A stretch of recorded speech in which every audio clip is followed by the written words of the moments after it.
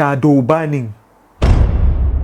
Watakila shine abin da ya ja post ɗinka baya samun views, likes, comment da kuma samun followers. Abubuwa da yawa na sawa a yi shadow banning ɗin account ɗin mutum. In har ka ɗaya daga cikin laifuffukan da zan lissafo, to TikTok ta yi shadow banning ɗin account ɗinka. Kuma laifi na ƙarshe a bidiyon nan kusan kowa yana yi. Yin post ɗin da zai ja hargitsi, cin zarafi da dai sauransu na jawo shadow banning. In har kai post TikTok suka ma wani, shi ma yana jawo shadow banning. Amfani da VPN domin samun views yana jawo shadow banning. Yaɗa labaran ƙarya ma'ana fake news shi ma yana jawo shadow banning. Amfani da copyrighted content ma'ana content ɗin da ba naka ba da baka da right in posting yana jawo shadow banning. Shiga na ƙarshen nan fa.